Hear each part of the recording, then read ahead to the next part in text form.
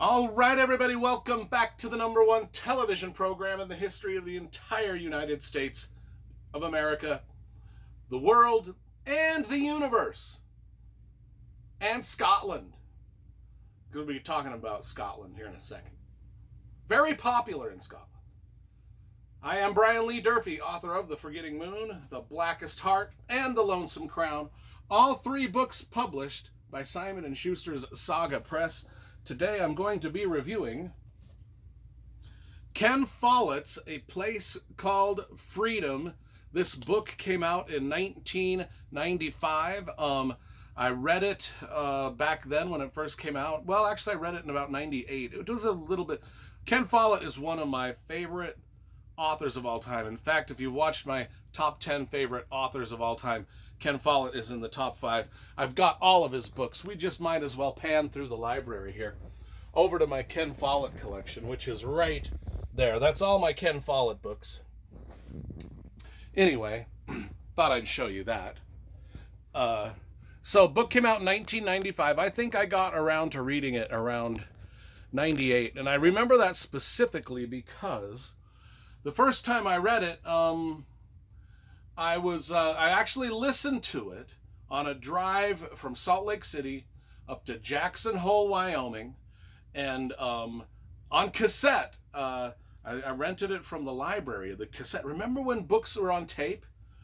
And there was a big box of cassettes that had this whole book in it, and I was putting them in, listening to it, and I remember enjoying it quite well. I don't remember much at this, I just reread this, but I didn't remember much of the book. I just remembered the drive in itself. And I do remember that the book sort of reminded me of that Tom Cruise, Nicole Kidman movie Far and Away. And so with this reread, I wanted to see if my recollection of that was correct. Was it like that movie? And what was it about? Because I'd long forgot what it was actually about. Other than that, in a general sense, it reminded me of the movie. Now let's talk about the cover first, because I love graphic design and cover illustration. I mean, this has got the red, white, and blue, indicative of, hey, these people are going from Scotland to America. They're going from indentured servitude to freedom, and we're going to get into that whole theme a little bit later in this review. But I think that it was apropos that the publisher realized this is the colors of the flag, and even though Ken Follett himself is an Englishman, he's writing about the freedoms that America represented to the world back in the 17 and 1800s. So now this book also has, so I like the cover. This book also has a map of the east coast of the United States in it, because that's where our adventurers eventually end up.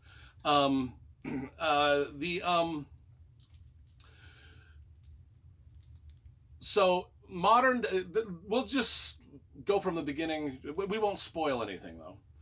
In the beginning, in the very first thing, there's a prologue where in the modern day, someone finds an iron slave collar while they're gardening.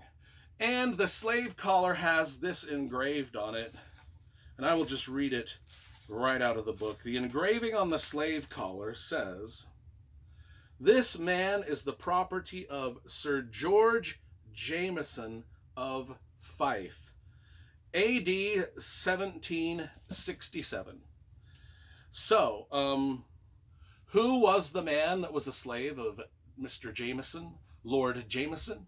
Well, we're going to find out. So we start right with, in the next chapter, we meet the young man who was the slave of Lord Jameson in Scotland, in Fife. His name is Mac, and he's got a twin sister, Esther. Their parents are dead. They're living alone. He is 21 years old. Well, but they're both 21 years old. So they're twins. That's how twins work.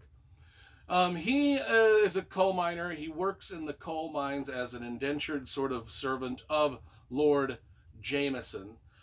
He just wants out. He thinks that the workers are being treated unfairly.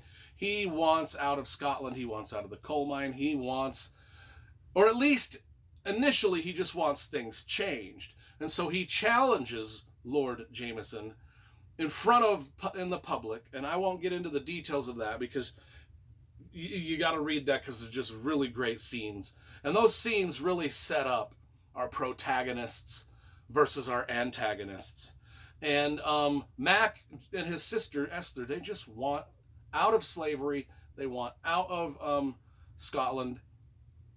Those are our two sort of main characters that we see the beginning of the story through. There's Lizzie. Now, Lizzie is a highborn, but she's highborn, but she also dreams of a better place. She also kind of dreams of getting out of Scotland.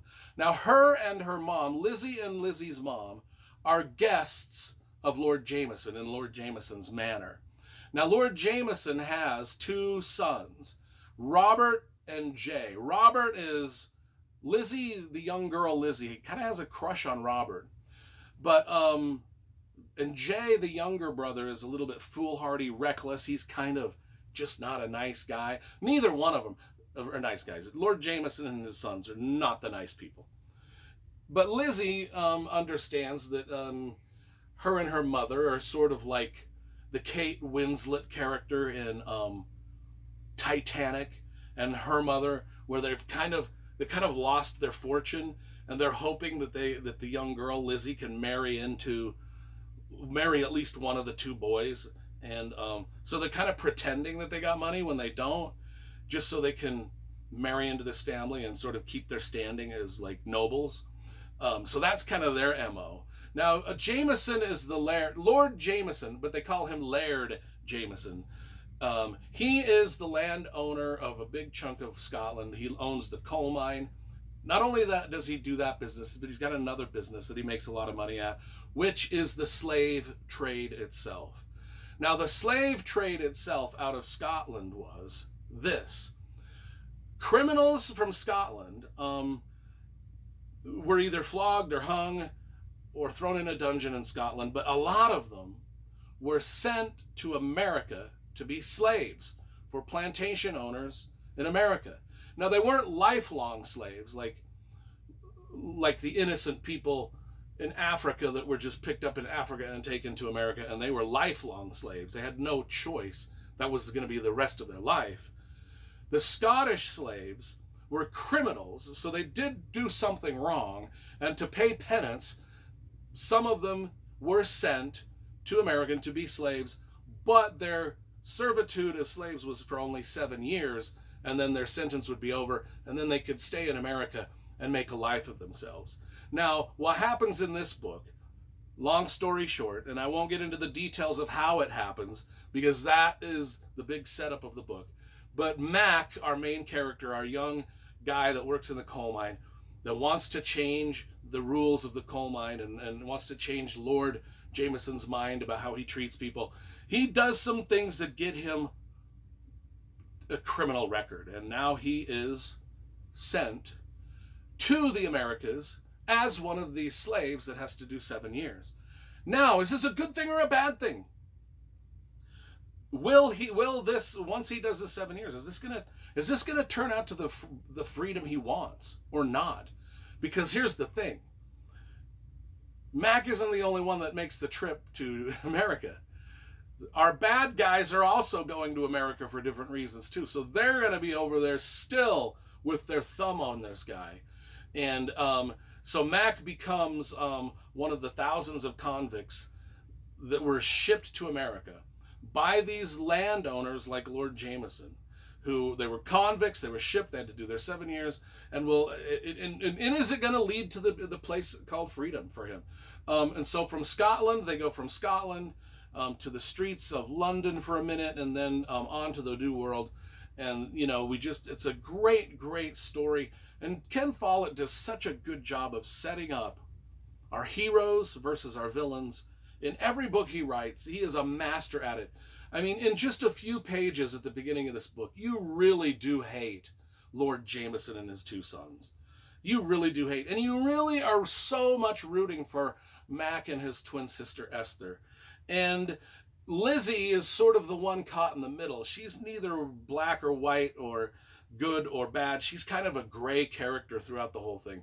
And then that's the thing, is we've just got heroes, villains, lovers, rebels, hellraisers, whores, all in pursuit of the American dream. Because not only is not, it just comes down to not only is Mac and his twin sister in pursuit of that American dream because they were always kind of in servitude their whole lives, but even Lizzie is looking for freedom. Even the bad people, Lord Jameson and his sons Robert and Jay, they're also searching for a type of freedom. And I think that whole thing just really works well in this story. It was a surprisingly, I mean, I remember the book from the cassette tapes that I listened to on my trip from Salt Lake to Jackson, Wyoming. I remember liking the story, just not remembering jack shit about it. So I'm really glad that I reread it now some 25 years later. And it's a it's a awesome book. But so are all of Ken Follett's books. In fact, this one is about 500 pages, whereas most of Ken Follett's books are about 1,000. So this is a really good place to start for people who have never read Ken Follett, because this is just, it's a shorter book, but yet it has all the same components that make a Ken Follett book great, or sort of just drilled down into this one really succinctly. Absolutely wonderful. It's a 10 out of 10, folks. 10 out of 10.